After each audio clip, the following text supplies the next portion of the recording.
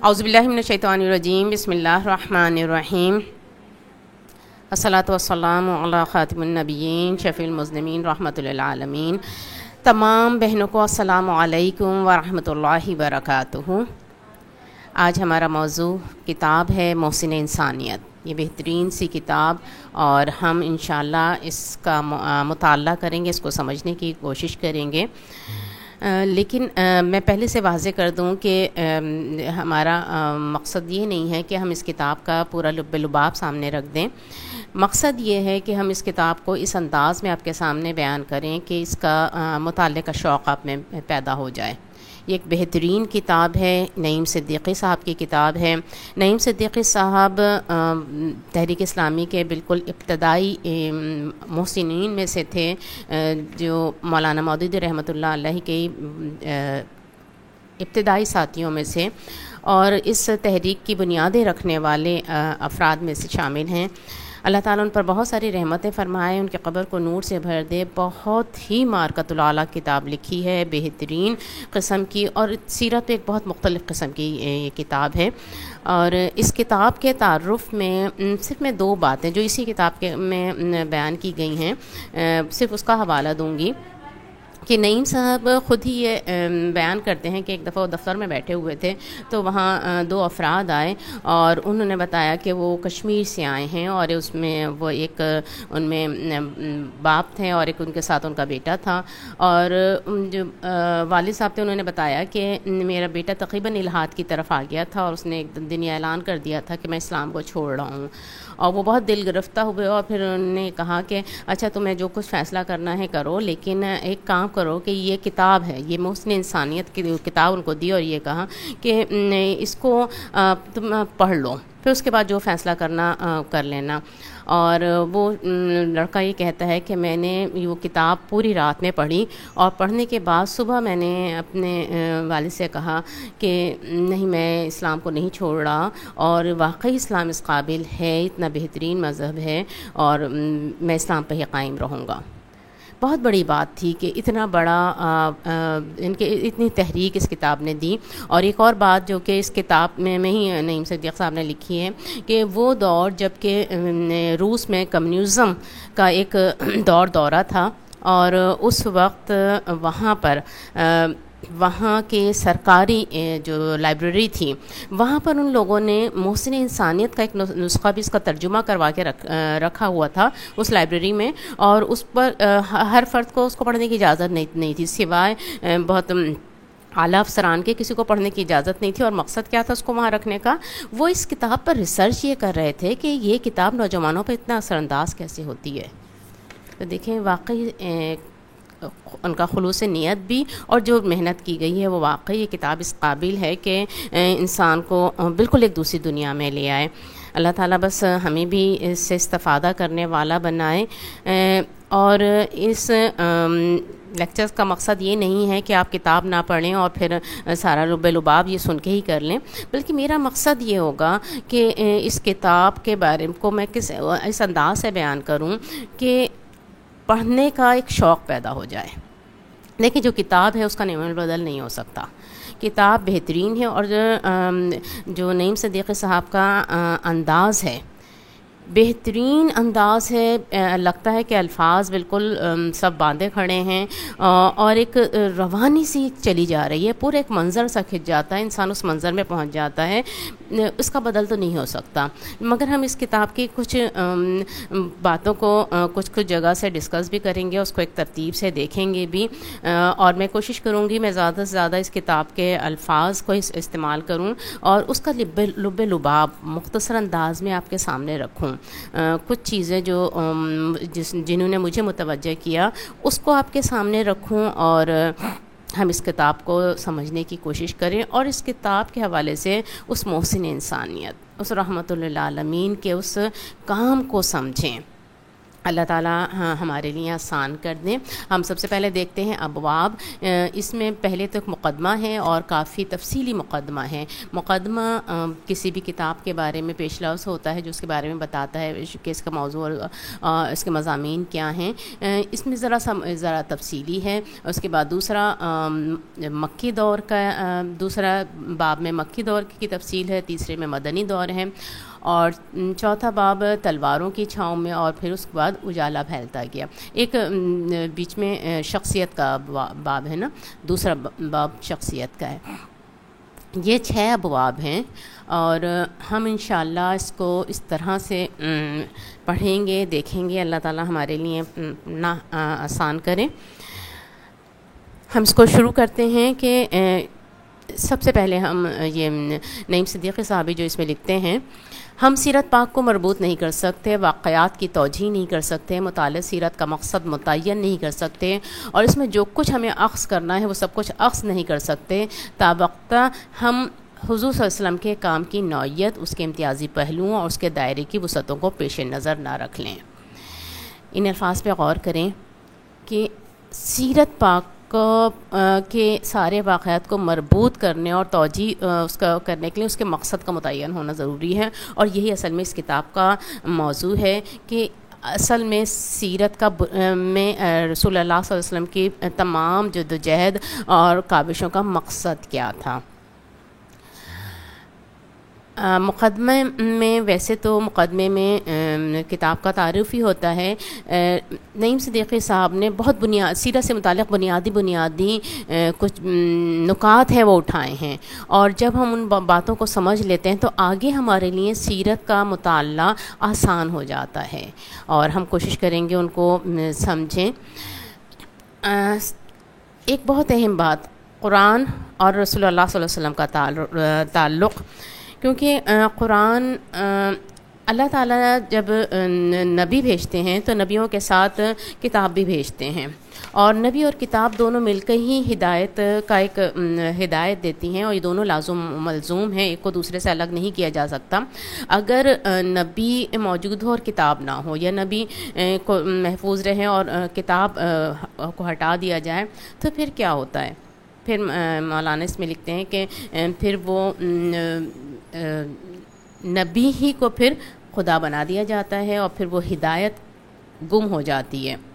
اور اگر ہدایت موجود رہے، کتاب موجود رہے، اور نبی کی سیرت کو گم کر دیا جائے تو پھر جو کتاب ہوتی ہے وہ صرف کچھ قوانین کا اور ایک پیچیدہ سی چیز بن جاتی ہے، اور وہ آخرکار وہ اس کو خود گم کر دیتے ہیں۔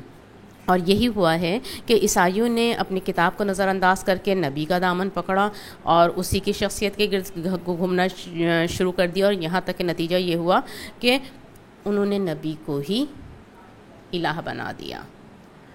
اور اس کے مقابلے میں یہودیوں نے کیا کیا؟ یہودیوں نے اپنی انبیاء کی سیرتوں کو گم کر دیا اور صرف کتابیں لے کر بیٹھ گئے۔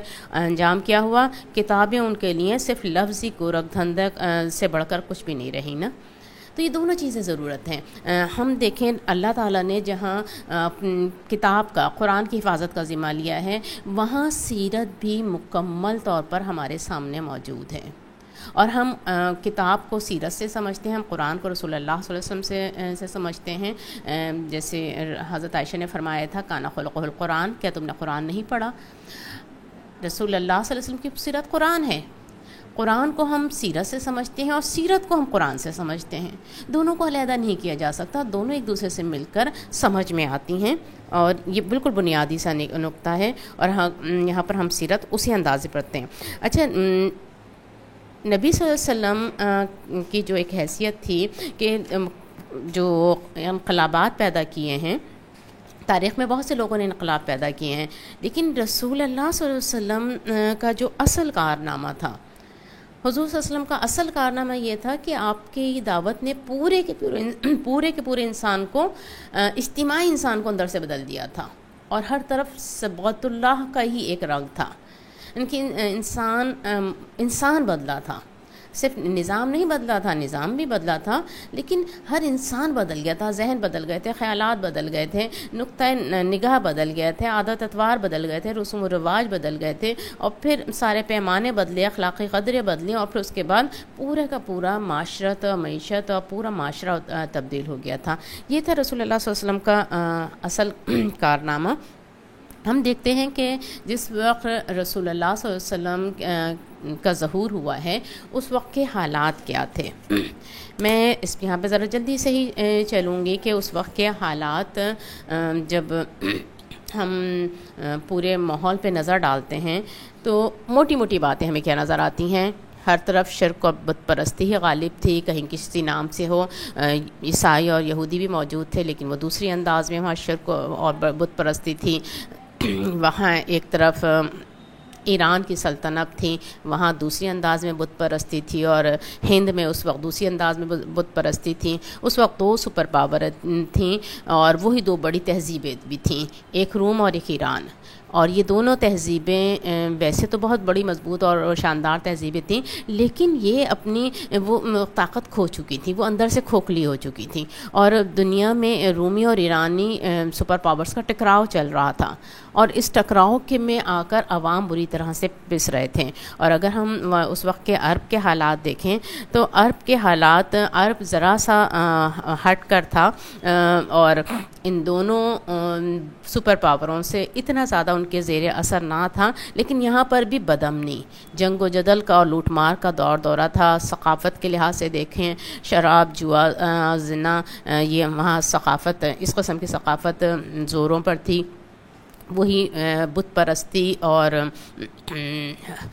یہود اور عیسائیوں کے پاس اگر موجود بھی تھا وہ الہی دین، تو وہ بھی گم ہو چکا تھا، وہ صرف کلامی و فقہی ساری بحثوں میں الجھے ہوئے تھے، اور غلام سازی کا ایک ادارہ چل رہا تھا جو وہاں پہ معاشرے کی کیفیت تھی کہ وہاں پہ سود کے جال پھیلے ہوئے تھے۔ تو ایک بالکل ایک اندھیرے والی کیفیت سامنے آتی ہے۔ لیکن اگر ہم دوسرے لحاظ سے دیکھیں کہ آپ صلی اللہ علیہ وسلم کا ظہور کا جو وقت تھا، اس وقت قبائلی دور ختم ہو کر بین الاقوامی دور شروع ہونے والا تھا۔ اس کے بعد ایک بین الاقوامی دور شروع ہوتا ہے، اور وہ ایک علاقائی جو حکومتیں تھیں وہ ختم ہو کر ایک بین الاقوامی حکومت بننے والی تھی۔ اور اگر ہم بہت اس نظر وسیع کریں تو تاریخ سائنس کے عہد میں داخل ہونے والی تھی، آگے سائنس کا عہد شروع ہو رہا تھا۔ لیکن ہم ایک اور حوالے سے دیکھیں، موضوع ترین حضور صلی اللہ علیہ وسلم کا زمانہ اس لحاظ سے بھی تھا کہ اس وقت لوگوں کے سامنے کوئی اور دوسری امید باقی نہیں رہی تھی۔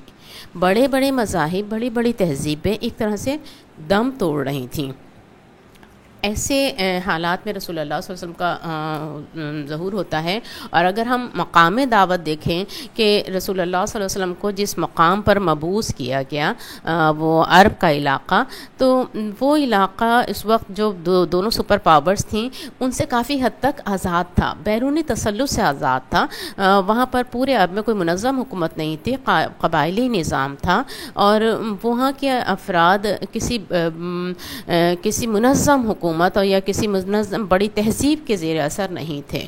اور بہت ایک اہم بات کہ وہ انبیاء کے مقام دعوت کے درمیان تھا، وہ والا بنیادی مرکز تھا کہ جہاں پر تمام زیادہ تر انبیاء مبعوث ہوئے ہیں، اور انبیاء کو وہاں لوگ، چاہے انبیاء کی دعوت مٹ چکی ہو، لیکن انبیاء کو لوگ اس طرح سے جانتے تھے۔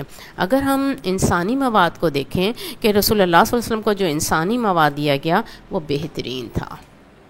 وہ عربوں کی وہاں کے حالات اور عربوں کی ہم خرابیوں کو دیکھیں، بہت خرابیاں تھیں ان میں، لیکن اس کے باوجود مزاج میں ایک فطری سادگی تھی، کیونکہ وہ قبائلی نظام تھا، وہاں پر کوئی بڑی تہذیب کے زیر اثر نہیں تھے، تو ان میں فطری سادگی تھی۔ وہ بہت سخت جان اور جفاکش تھے، ان میں جذبہ، شجاعت اور بہادری بہت تھا، اس کا غلط استعمال ہوتا تھا مگر بہرحال تھا۔ فیاضی تھی ان میں، اور ایک اہم بہت امتیازی جو صفت تھی وہ بلا کا حافظہ تھا۔ حافظہ ان لوگوں کا بہترین ہوا کرتا تھا، غیرت و حمیت سے بھرپور تھے، اور ایک بہت اہم بات، وہ ایک اعلیٰ اور وسیع زبان کے مالک تھے۔ عربی زبان ایک آج بھی ہم دیکھتے ہیں ان ساری زبانوں میں ایک بہت امیر زبان ہے، وسیع زبان ہے، اور وہ لوگ عزم اور دھن کے پکے تھے۔ ان حالات میں اللہ تعالیٰ رسول اللہ صلی اللہ علیہ وسلم کو مبعوث فرماتے ہیں، آپ صلی اللہ علیہ وسلم ظاہر ہوتے ہیں، اور سب سے جو اس کے بعد جو ہوتا ہے کہ حضور صلی اللہ علیہ وسلم جو کلمہ لے کر آئے، جو سچائی لے کر آئے، وہ سب سے بڑی سچائی تھی۔ انقلابی کلمہ حق کے عنوان کے تحت نعیم صدیقی صاحب جو لکھتے ہیں کہ رسول اللہ صلی اللہ علیہ وسلم جو سچائی لے کر آئے وہ کائنات کی سب سے بڑی سچائی ہے۔ آپ صلی اللہ علیہ وسلم کا جو کلمہ حق تھا وہ ایک انقلابی کلمہ حق تھا۔ کیا ہے حضور صلی اللہ علیہ وسلم کا کلمہ حق؟ لا الہ الا اللہ محمد رسول اللہ۔ دیکھیں، لا الہ الا اللہ محمد رسول اللہ بہت چھوٹے سے الفاظ، ایک چھوٹا سا جملہ، لیکن یہ کائنات کی سب سے بڑی سچائی ہے۔ کائنات کی سب سے بڑی سچائی یہ ہے کہ اس کائنات کا صرف ایک الہ ہے اور انسان صرف اسی کا بندہ ہے۔ کوئی نہیں الہ، کوئی نہیں معبود سوائے اللہ کے۔ یہ کہنے کو چھوٹی سی بات لگتی ہے، لیکن یہ وہ بیج ہے جو انقلاب کا بیج تھا، جس سے وہ انقلاب کا پورا شاندار شجر سایہ دار تخلیق ہوا، اور یہ کائنات کی سب سے بڑی سچائی ہے۔ رسول اللہ صلی اللہ علیہ وسلم اصل میں یہی سچائی لے کر آئے تھے۔ ہم ذرا سا اس کو اور سمجھ لیں کہ یہ کلمہ جو ہے یہ اس میں کیا ہے، یہ انقلابی کلمہ کیسے ہے؟ لا الہ الا اللہ محمد رسول اللہ، یہ انقلابی کلمہ کیسے ہے؟ دیکھیں، الہ کسے کہتے ہیں؟ الہ معبود وہ جس کی غلامی کی جائے، جس کی اطاعت کی جائے۔ الہ وہ ہستی ہے جس کی غلامی کی جائے، جس کی عظمت مان کر اس کی پرستش کی جائے، جس سے بھلائی کی امیدیں لگائیں، جس کی گرفت سے ڈریں، جس کو اپنا مالک و مختار سمجھیں، جس کو فرمانروا اور قانون ساز مانیں، جس کی مقرر کردہ حدوں کی پابندی کریں، جس کی رضا کو اپنی زندگی کا نصب العین قرار دیں۔ اگر ہم دیکھیں کہ اگر ان معنوں میں الہ دیکھیں تو اس وقت جب یہ انقلابی کلمہ لے کے رسول اللہ صلی اللہ علیہ وسلم آئے تو اس وقت بہت سارے الہ تمدن پہ سوار تھے۔ نعیم صاحب لکھتے ہیں کہ الوہیت کے یہ حقوق خدائے رحمان سے الگ کر کے بہت سی انسانی طاقتوں نے پارا کر کے بانٹ رکھے تھے، اور بے شمار الہ تمدن پر سوار تھے۔ انسان کا اپنا نفس، اس کی خواہشیں، خاندان، برادری کی رسمیں، نسلی، قومی اور قبائلی وحدتوں کی روایات، جاگیرداروں اور پجاری طبقوں کی بالادستی، شاہی خاندانوں اور درباری اشراف کی کبر پسندی، یہ مختلف طبق بر طبق الوہیتیں تھیں جن کے نیچے عام آدمی پس رہا تھا، اور لا الہ الا اللہ کے شاہ ضرب ان سب پر یکدم پڑتی تھی۔ یہ ہے اہم اور سمجھنے والی بات کہ یہ کلمہ انقلابی کلمہ تھا، اور اس کی ضرب بہت ہی زبردست تھی، اس کی ضرب، اور اس کی ضرب سب پر پڑتی تھی، پورے معاشرے پہ اس کی ضرب پڑتی تھی۔ یہ کہ اللہ کے سوا کوئی معبود نہیں، یہ وہ بنیادی سچائی تھی جو رسول اللہ صلی اللہ علیہ وسلم لے کر اٹھے تھے، اور اس کا ہی اقرار تھا جو اسلام میں داخلے کی شرط تھی۔ یہی بار بار مسلمانوں کو پانچوں وقت اذان سے کے ذریعے یاد دلایا جاتا تھا، اور یہی دل میں اترتا تھا، یہ انقلابی کلمہ حق ہے۔ اس کو اگر ہم اس بات کو سمجھ لیں تو ہمیں بہت ساری باتیں بہتر طریقے سے سمجھ میں آ سکتی ہیں۔ اس کے بعد جو ایک بہترین بات اصلاح تمدن کے لیے حضور صلی اللہ علیہ وسلم کا نصب العین، اس کو ہم سمجھیں کہ حضور صلی اللہ علیہ وسلم جس تبدیلی کے لیے، انقلاب تبدیلی ہوتی ہے نا، مکمل تبدیلی، حضور صلی اللہ علیہ وسلم جس تبدیلی کے لیے اٹھے تھے وہ کس قسم کی تبدیلی تھی اور کس درجے کی تبدیلی تھی، اور یہ بہت اہم سوال ہے، اور اس کو جب ہم سمجھیں گے، یہ ہمارے سامنے ہوگا، تو ہمیں حضور صلی اللہ علیہ وسلم کے جو کام ہے، سارے کام کی نوعیت بھی اور اس کی وسعت بھی، اس کے مقاصد بھی، وہ سب کچھ ہمیں وہاں پر سمجھ میں آئیں گے۔ اور اس کے بارے میں بہت دلائل دیے ہیں یہاں پہ نعیم صدیقی صاحب نے، اور ہم اس کو سمجھتے ہیں، اور اللہ تعالیٰ ہمارے لیے اس کو سمجھنا آسان کر دے۔ سب سے پہلے تو یہ سورہ حدید کی ایک آیت ہے، سورہ حدید کی آیت نمبر 25، لقد ارسلنا رسولنا بالبينات وانزلنا معهم الكتاب والميزان ليقوم الناس بالقسط وانزلنا الحديد فيه بأس شديد ومنافع للناس۔ ہم نے اپنے رسولوں کو روشن دلائل دے کر جس مقصد کے لیے بھیجا اور جس غرض کے لیے بھیجا اور ان پر کتابیں نازل کی اور ان کو میزان عطا کی، وہ یہ ہے کہ لوگ انصاف پر قائم ہو جائیں، اور لوہا اتارا جس سے ہتھیار بھی بنتے ہیں اور لوگوں میں اور فوائد بھی ہیں۔ دیکھیں اللہ تعالیٰ نے واضح طور پہ بتا دیا کہ رسولوں کو کیوں بھیجا گیا تھا، کیوں ان کو کتاب اور میزان دی گئی تھی، تاکہ وہ نظام عدل قائم ہو جائے۔ رسول نظام عدل قائم کرنے کے لیے آتے ہیں، اور اس نظام عدل کو قائم کرنے کے لیے ہی لوہا بھی اتارا گیا۔ اس میں اور فائدے بھی ہیں لوہے میں، لیکن وہ لوہا اصل میں اس نظام عدل کو قائم کرنے کے لیے ہی اتارا گیا ہے۔ ایک اور جگہ یہ قرآن میں 3 جگہ آتی ہے یہ آیت، اللہ تعالیٰ فرماتے ہیں هو الذی ارسل رسولہ بالہدی ودین الحق لیظہرہ علی الدین کلہ ولو کرہ المشرکون، وہی ہے جس نے اپنے رسول کو ہدایت و دین حق کے ساتھ بھیجا تاکہ اسے وہ تمام ادیان پر غالب کر دیں، مشرکوں کو، چاہے مشرکوں کو کتنا ہی ناگوار ہو۔ یہاں اللہ تعالیٰ نے واضح طور پر کھل کر بتا دیا کہ رسول اللہ صلی اللہ علیہ وسلم کی بعثت کا مقصد کیا ہے، آپ کا مشن کیا ہے، اس دین حق کو غالب کر دینا، دوسرے تمام ادیان پر غالب کر دینا، تمام دینوں پر غالب کر دینا۔ اور اس سے پہلے جو سورہ حدید میں ہمارے سامنے آیا کہ رسولوں کو بھیجا ہی کیوں گیا تھا، تاکہ وہ نظام عدل قائم کریں۔ وہ نظام عدل یہی دین حق ہے جسے تمام ادیان پر غالب کرنا رسولوں کا مشن ہوتا ہے۔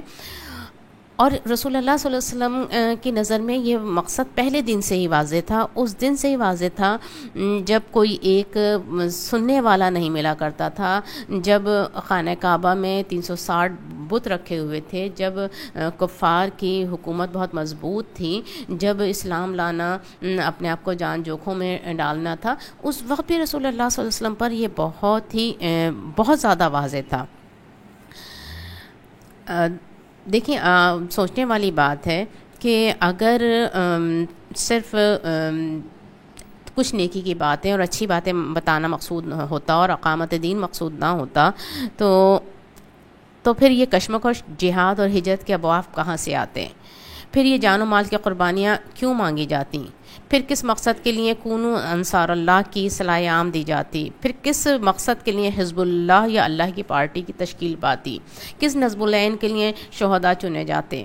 قرآن اور سیرت دونوں کا فہم دعوت حق کے منتہا کو ذہن نشی کیے بغیر ممکن نہیں ہے۔ جو دعوت کا منتہا تھا، مقصود تھا، وہ جب تک ہم نہیں سمجھیں گے، نہ ہمیں سیرت کا فہم ملے گا، نہ ہمیں قرآن کا فہم ملے گا۔ اگر ہم دیکھیں کہ رسول اللہ صلی اللہ علیہ وسلم نے فرمایا تھا نا کہ بس یہ ایک کلمہ ہے، اگر مجھ سے اسے قبول کر لو تو سارے عرب تمہارے زیر نگیں ہوں گے اور سارا عجم تمہارے پیچھے چلے گا۔ ان الفاظ پہ غور کریں، اس جملے پہ غور کریں، سمجھ میں آ رہا ہے نا؟ ایک کلمہ، کون سا کلمہ؟ لا الہ الا اللہ محمد رسول اللہ۔ اس کلمے کا اثر کیا بتا رہے ہیں رسول اللہ صلی اللہ علیہ وسلم؟ سارا عرب زیر نگی ہوگا، عجم تمہارے پیچھے چلے گا۔ تو حضور صلی اللہ علیہ وسلم کو واضح تھا نا کہ وہ پورا دین قائم کرنا ہے، وہ پورا نظام قائم کرنا ہے۔ اگر ہم حضور صلی اللہ علیہ وسلم کی دعوت کے سلسلے میں عرب و عجم کے اقتدار کا چرچا اتنا عام ہو گیا تھا، وہ ایک طرح سے اسلامی اس کا ایک سلوگن بن چکا تھا، اور لوگ طنزاً کہا کرتے تھے۔ جب غزوہ خندق ہوتی ہے اور بہت ہی مشکل حالات ہیں، تو اس وقت منافقین کا ایک جملہ جو ہمیں روایتوں میں ملتا ہے کہ وعدے تو ہم سے قیصر و کسریٰ کے کیے جا رہے ہیں اور ہم رفع حاجت کے لیے گھر سے نہیں نکل سکتے۔ تو دیکھیں حضور صلی اللہ علیہ وسلم نے واضح طور پر بتایا تھا نا، قیصر و کسریٰ تمہارے زیر نگیں ہوں گے۔ صرف چند جزوی اصلاحات مطلوب نہیں تھیں۔ جب ہم اس کو دیکھتے ہیں کہ ایک بار جب عتبہ رسول اللہ صلی اللہ علیہ وسلم کے پاس آتا ہے اور پیشکشیں کرتا ہے، اور اس کے جواب میں رسول اللہ صلی اللہ علیہ وسلم سورہ حمیم سجدہ کی آیات اس کو سناتے ہیں، اس کے چہرے کا رنگ بدل جاتا ہے، اور وہ جا کر اور جب وہ اپنے لوگوں کے پاس جاتا ہے اور وہ اس کے لوگ اس کو لعنت ملامت کرتے ہیں، تو وہ کہتا کیا ہے؟ بڑا سمجھدار فرد تھا، سردار تھا، وہ کہتا ہے کہ محمد کو اس کے حال پہ چھوڑ دو۔ تم ان درمیان میں حائل نہ ہو.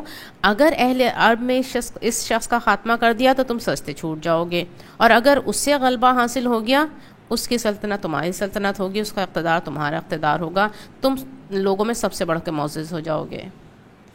اتبا کو نظر آ گیا اس میں سلطنت ہے، اس میں اقتدار ہے. رسول اللہ صلی اللہ علیہ وسلم کی دعوت میں وہ اقتدار نظر آ رہا تھا، اور اس نے مشورہ یہی دیا تھا کہ اگر ان کو اقتدار حاصل ہو جاتا ہے، یہ کامیاب ہو جاتے ہیں، تو ان کا اقتدار تمہارا اقتدار ہوگا. رسول اللہ صلی اللہ علیہ وسلم بالکل ابتدائی دور میں جب تشدد کی بھٹی خوب گرم تھیں، اور حضور صلی اللہ علیہ وسلم کے رفقا جب آپ کے پاس آ کے اپنا دکھڑا بیان کرتے ہیں، تو آپ صلی اللہ علیہ وسلم کیا فرماتے ہیں؟ تم جلدی کر رہے ہو. ایک وقت ضرور ایسا آئے گا کہ ایک سوار ثنا سے حضرموت تک سفر کرے گا اور اسے اللہ کے سوا کسی کا ڈر نہ ہوگا. ذرا غور تو کریں ان الفاظ پر. حضور صلی اللہ علیہ وسلم کی نگاہ، آپ کا ویژن کیا ہے؟ آپ کی نگاہ کہاں تک جا رہی ہے؟ آپ اس وقت کیا دیکھ رہے ہیں؟ وہ نظام عدل دیکھ رہے ہیں نا؟ اور کس وقت دیکھ رہے ہیں؟ ان حالات کو نظر میں رکھیں.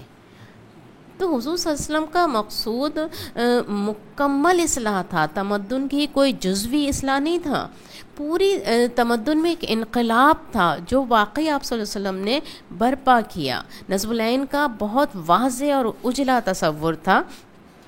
اگر ہم سیرت پہ ہی اور گھر ڈالیں تو رسول اللہ صلی اللہ علیہ وسلم جب ہجرت کر رہے ہیں اور سراقہ آپ کو پا لیتا ہے، تو جو نعیم صدیق صاحب لکھتے ہیں کہ بے سر و سامانی کے عالم میں سفر ہجرت کرتے ہوئے جو نگاہ سراقہ کے ہاتھوں میں کسرا کے کنگن دیکھ لیتی ہے، کیسے کہتے ہو اسے اپنی دعوت کے منتہا اور اپنے تمدنی نصب العین کا پتہ نہ تھا، اور اسلامی ریاست تو بطور مقصد پیش نظر نہ تھی. دیکھیں یہ کیسے ہو سکتا ہے؟ رسول اللہ صلی اللہ علیہ وسلم کو اس وقت سراقہ کے ہاتھ میں کسرا کے کنگن نظر آ گئے تھے. تو آپ صلی اللہ علیہ وسلم کو پتہ تھا کہ یہاں پر اللہ کے نظام کو غالب ہونا ہے، اور آپ کا مقصود و منتہا یہی تھا، اللہ کے نظام کو غالب کرنا. تو رسول اللہ صلی اللہ علیہ وسلم کا جو اصلاح تمدن کے لیے نصب العین تھا، وہ بہت وسیع تھا، بہت واضح تھا. اور وہ کیا تھا؟ اس دین حق کو غالب کرنا. اور وہ رسول اللہ صلی اللہ علیہ وسلم نے کیا، اور وہ بہت بڑا انقلاب، تاریخ کا سب سے بڑا انقلاب آیا. یہ تاریخ کا سب سے بڑا انقلاب ایک دم اور خود بخود ہی نہیں آ گیا تھا، اس کے لیے ویسی کوششیں کی گئی تھیں. یقیناً اللہ نے دیا تھا، یقیناً اللہ کا انعام تھا، لیکن اللہ کا انعام بھی اس وقت ہوتا ہے نا جب اس کی کوششیں کر لی جائیں. رسول اللہ صلی اللہ علیہ وسلم کا مقصود اور مطلوب وہ نظام عدل ہی تھا. واضح طور پر وہ نظام عدل صلی اللہ علیہ وسلم کا مقصود تھا.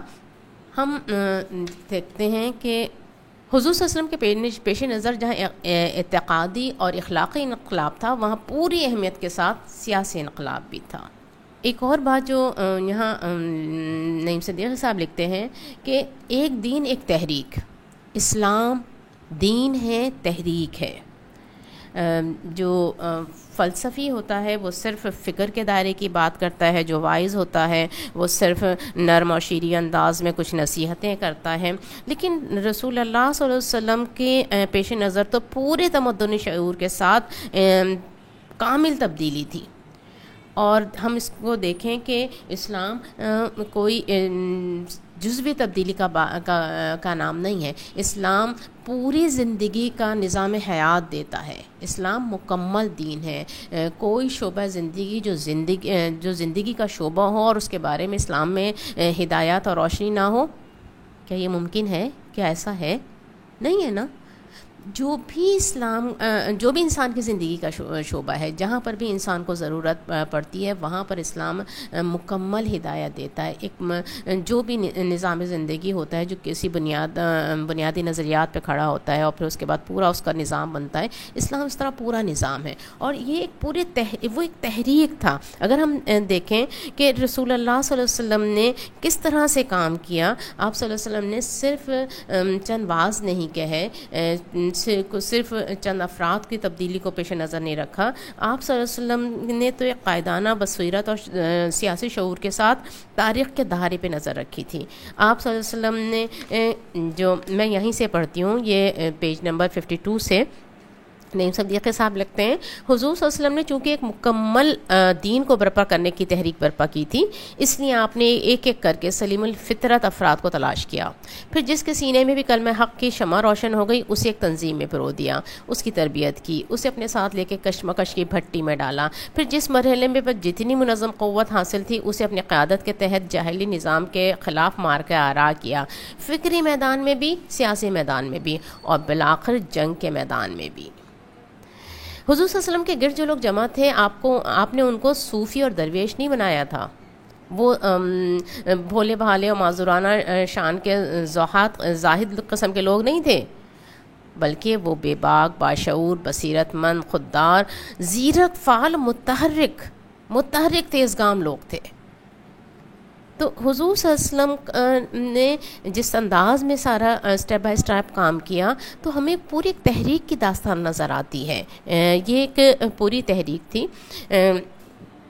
دیکھیں یہاں پر ہمارے سامنے عام طور پر دو قسم کے نقطہ نظر ہوتے ہیں کہ معاشرے کی اکثریت اگر اسلام قبول کر لے تو پھر اس کے بعد اجتماعی نظام کی بات کی جائے گی، معاشرے کے زیادہ تر لوگ درست ہو جائیں، زیادہ تر لوگ اسلام قبول کر لیں تو پھر اجتماعی نظام لایا جائے گا، اسلام کے احکامات نافذ کیے جائیں گے۔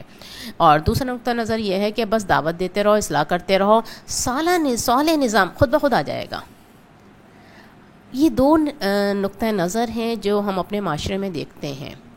آپ دیکھیے کیا سیرت میں ہمیں یہ نقطہ نظر آتے ہیں؟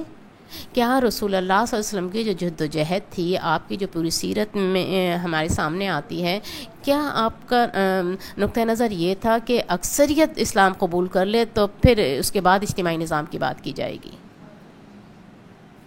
یہ بات تو نہیں تھی نا، ہمیں واضح طور پہ یہ بات نظر نہیں آتی۔ اور نہ یہ تھا کہ بس دعوت دیتے رہو، اصلاح کرتے رہو، صالح نظام خود بخود آ جائے گا۔ کیا صالح نظام خود بخود آ گیا تھا؟ مدینہ کتنی چھوٹی سی ریاست، کتنی کمزور، کتنے کم افراد، اور آپ فوری طور پہ ایک ریاست کی داغ بیل ڈالتے ہیں۔ یہ دونوں چیزیں نظر نہیں آتی، بلکہ ہمیں اس کے مخالف چیز نظر آتی ہے کہ حضور صلی اللہ علیہ وسلم نے تو ایک تحریک کی طرح کام کیا تھا۔ یہاں پر جو پیج نمبر 53 پر نعیم صدیقی صاحب نے جو بات کی ہے وہ بہترین اور سمجھنے والی ہے۔ بہت اہم بات نعیم صدیقی صاحب نے سمجھائی ہے جسے ہمیں سمجھنا چاہیے کہ کوئی بھی معاشرہ ہوتا ہے اس میں تین قسم کے قوتیں ہوتی ہیں۔ ایک قلیل گروہ ہوتا ہے مگر وہ فعال ہوتا ہے، وہ فاسد قیادت ہوتی ہے، وہ قیادت ہوتی ہے مگر حق سے ہٹی ہوئی، فاسد قیادت مگر وہ بہت فعال ہوتی ہے۔ دوسرے اس کے بعد عوام کی بھاری اکثریت ہوتی ہے مگر غیر فعال ہوتی ہے، وہ غیر فعال ہوتی ہے، جو ان کے ساتھ کہا جا رہا ہوتا ہے، کیا جا رہا ہوتا ہے، وہ اس پر آمنا صدق نہ کیے ہوئے ہوتے ہیں۔ اور جب انقلاب اٹھتا ہے تو ایک قلیل گروہ ہوتا ہے جو انقلابی گروہ ہوتا ہے، جو اس پورے نظام کو بدل دینا چاہتا ہے، وہ قلیل ہوتا ہے مگر متحرک ہوتا ہے، بہت متحرک ہوتا ہے۔ اور ہم تمام انقلابات کو دیکھیں، چاہے وہ بالکل باطل انقلاب کیوں نہ ہو، چاہے وہ کمیونزم کا انقلاب ہو، چاہے وہ فرانس کا انقلاب ہو، جو انقلاب آتا ہے وہ ہمیشہ یہ بہت قلیل جو فعال قوتیں ہوتی ہیں، جو انقلابی قوتیں ہوتی ہیں، جو معاشرے کا قلیل حصہ ہوتی ہیں، یہ انقلاب اصل میں انہی کے ہاتھوں آتے ہیں۔ اصل جو مارکا ہوتا ہے وہ قلیل انقلابی جو قوتیں ہوتی ہیں، جو اقلیت میں ہوتی ہیں، ان میں اور فاسد قیادت میں۔ فاسد قیادت ہمیشہ قلیل ہوتی ہے اور ان دونوں میں اصل میں مارکا ہوتا ہے، اور جب معاملہ اس قیادت کے، فاسد قیادت کے ہاتھ سے نکل جاتا ہے اور یہ انقلابی قوتیں حاوی ہونے لگتی ہیں تو پھر عوام حرکت میں آتے ہیں، اور پھر عوام اس فاسد قیادت کو چھوڑ کر اس انقلابی قوت کے ساتھ آ جاتے ہیں۔ اور رسول اللہ صلی اللہ علیہ وسلم نے اسی طرح کیا، آپ نے اس قلیل جو انقلابی قوت تھی اس کو مضبوط کیا اور اس کی مخالفتوں کو کم سے کم کیا، فاسد قیادت کو للکارا، اور اس کے ساتھ ایک باقاعدہ ہر میدان میں جنگ ہوئی ہے، اس فاسد قیادت سے ہر میدان میں جنگ ہوئی ہے۔ اور پھر بعد میں وہ والا دور بھی آیا کہ عوام فوج در فوج اس فاسد قیادت کو چھوڑ کر اس انقلابی قوت کے ساتھ آئے ہیں۔ تو حقیقت کیا ہے؟ حقیقت یہ ہے جو یہاں پر نعیم صدیق کے ساتھ لکھتے ہیں، تاریخ میں کوئی ایک مثال بھی ایسی موجود نہیں کہ فاسد قیادت کے زیر سایہ کوئی نظام فلاح پنپ سکا ہو اور بغیر سیاسی کشمکش کے محض وعظ و تبلیغ اور انفرادی اصلاح کے کام سے اجتماعی انقلاب نمودار ہو گیا ہو۔ جو رسول اللہ صلی اللہ علیہ وسلم بہترین، مکمل ترین، جامع ترین، شاندار انقلاب لائے تھے، اور جس کے لیے جو سیاسی کشمکش اور اس کے ساتھ ساری جنگیں تک بھی لڑی گئیں، وہ صرف وعظ و تبلیغ سے نہیں ہوا تھا، صرف انفرادی اصلاح سے نہیں ہوا تھا، اس کے لیے بہت کچھ کیا گیا تھا۔ جب تک فاسد قیادت موجود ہوتی ہے تو اس وقت تک کوئی نظام فلاح قائم نہیں ہو سکتا، اس کے لیے اس فاسد قیادت کو ہٹانا ضروری ہوتا ہے۔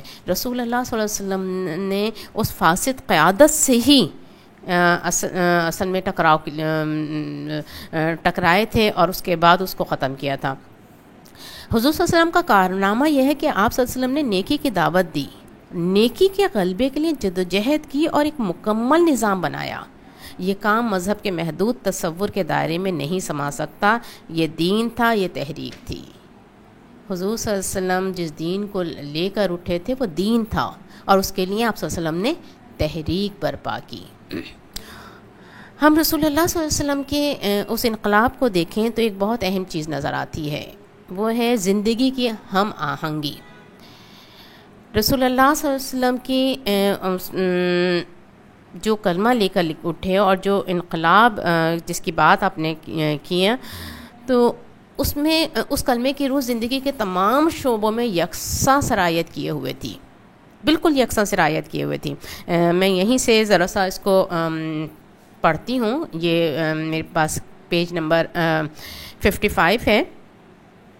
نعیم صاحب لکھتے ہیں، محسن انسانیت کی مقدس تحریک نے انقلاب لا کر جو نظام زندگی قائم کیا، اس کی امتیازی شان یہ تھی کہ اساسی کلمے کی روح زندگی کے تمام شعبوں میں یکساں سرایت کیے ہوئے تھی، پورے تمدن میں ہم آہنگی تھی، سارے ادارے یک رنگ تھے، جس خدا کی عبادت مسجد کی چار دیواری میں ہوتی تھی، اسی کی اطاعت کھیت اور بازار میں بھی ہوتی تھی، جو قرآن نماز میں پڑھا جاتا تھا اسی قرآن کے قانون کے ذریعے عدالت میں معاملات کے فیصلے ہوتے تھے، جو اخلاقی اصول گھروں کی محدود فضا میں کار فرما تھے وہی بین الاقوامی دائرہ رفت میں بھی چھائے ہوئے تھے، جن صداقتوں کی تعلیم ممبر سے دی جاتی تھی انہی صداقتوں پر حکومت کا نظم و نسق چلتا تھا، جو اعتقادات افراد کے ذہن نشین کرائے جاتے تھے وہی اعتقاد اجتماعی حیتوں پر بھی غالب تھے، جو طرز فکر نظام تعلیم میں کام کرتا تھا اسی کے مطابق پوری ثقافت تشکیل پا رہی تھی، جو رضاء الہی نماز و روزے میں مطلوب تھی وہی میدان جنگ میں تیر کھاتے اور تلوار چلاتے ہوئے مطلوب تھی۔ ان الفاظ کو دیکھیں نا، پوری شکل سامنے آتی ہے نا کہ وہ انقلاب وہ والا انقلاب تھا جس میں پوری زندگی میں ایک ہم آہنگی تھی، وہی کلمے کی روح پوری سرایت کیے ہوئے تھی۔ اور یہ بہت اہم سمجھنے والی بات ہے، اور جب ہم یہ بات سمجھ میں آ جاتے ہیں نا تو وہ ساری ایک تو وہ اسلام کا فہم ہمارے سامنے آتا ہے، وہ ساری جدوجہد ایک منظم ہو کے ہمارے سامنے آتی ہے، اور رسول اللہ صلی اللہ علیہ وسلم کی سیرت کو جب ہم دیکھتے ہیں تو اس میں وہ ہم آہنگی نظر آتی ہے، وہ بہت بنیادی سی سمجھنے والی بات ہے۔ اور بات لکھتے ہیں کہ انقلاب کی روح کیا تھی کہ کوئی بھی جب انقلاب آتا ہے تو جو انقلاب لانے والے جب اپنے آپ کو کیا کہتے ہیں معلم اور مصلح اور وہ سمجھنے لگتے ہیں انسانیت کے، تو پھر وہ عقل کل سمجھنے لگتے ہیں اپنے آپ کو، اور پھر وہ اپنا نقطہ نظر طاقت سے نہ ماننے والوں پر طاقت سے اس کو نافذ کرنے کی کوشش کرتے ہیں، اور یہ اکثر جگہ ہوتا ہے۔ لیکن رسول اللہ صلی اللہ علیہ وسلم کی ہم اس میں دیکھتے ہیں کہ آپ صلی اللہ علیہ وسلم جو انقلاب لائے اس کی روح کیا تھی؟ اس کی روح محبت کی روح تھی، اس کی روح انسانیت کے درد کی روح تھی۔ یہ لکھتے ہیں کہ محسن انسانیت نے جو انقلاب برپا کیا اس کی روح تشدد کی روح نہ تھی، محبت اور خیر خواہی کی روح تھی۔ حضور صلی اللہ علیہ وسلم انسانیت کے لیے حد درجہ نرم تھے، اور ابن آدم کے ساتھ آپ کو سچا پیار تھا، اور آپ صلی اللہ علیہ وسلم نے جو فرمایا کہ تم لوگ آگ کے گڑھے کی طرف لپک رہے ہو اور میں تم کو کمر سے پکڑ کر بچانے کی کوشش کر رہا ہوں. تو اصل اس انقلاب کی روح، کوئی بھی انقلاب آتا ہے کتنی ہی نیک نیتی سے آتا ہے، انسانیت کے لسٹ میں آتا ہے، لیکن جب اس کا زور بنتا ہے تو اس کو قائم کرنے کے لیے تشدد کا سہارا لیا جاتا ہے. ہم دیکھیں کہ وہ ہستی جو اتنا عظیم انقلاب لاتی ہے مگر تشدد سے کام نہیں لیتی.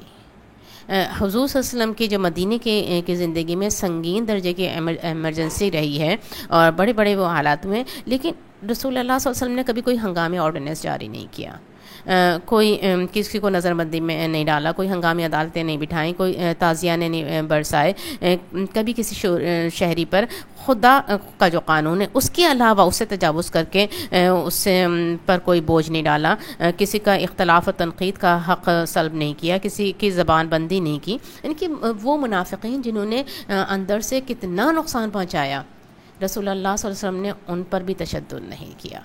دیکھیں یہ بات کہ انقلاب لانے کی کوشش کی جا رہی ہے لیکن دشمنوں کے لیے دعا کی جا رہی ہے. جس وقت رسول اللہ صلی اللہ علیہ وسلم نے یہ دعا کی تھی کہ اللہ عمر بن حشام اور عمر بن خطاب میں سے کسی ایک کو اسلام کی جھولی میں ڈال دیں، اس وقت ان دونوں کی اسلام دشمنی کی کیفیت کیا تھی؟ اس وقت رسول اللہ صلی اللہ علیہ وسلم یہ دعا کر رہے ہیں. یہ دنیا کا وہ انوکھا انقلاب ہے جو جو اس انقلاب کے دشمن ہوتے ہیں ان کی خیر خواہی کے لیے ان کی روح سے بھرا ہوا ہوتا ہے. اور یہ بہت سمجھنے والی بات ہے. وہ لوگ جو اس انقلاب کے داعی ہیں، جو اس انقلاب کو برپا کرنا چاہتے ہیں، ان کے بڑی سمجھنے والی بات ہے کہ جب تک انسانیت کا وہ سچا درد نہیں ہوگا یہ والی جدوجہد نہیں ہو سکتی. دشمنی مرض سے ہے، مریض سے نہیں ہے. بنیادی والا نقطہ ہے، یہ محبت سے کرنے والا کام ہے، اور یہ چیز ہمیں سیرت میں ہر جگہ واضح طور پر نظر آتی ہے.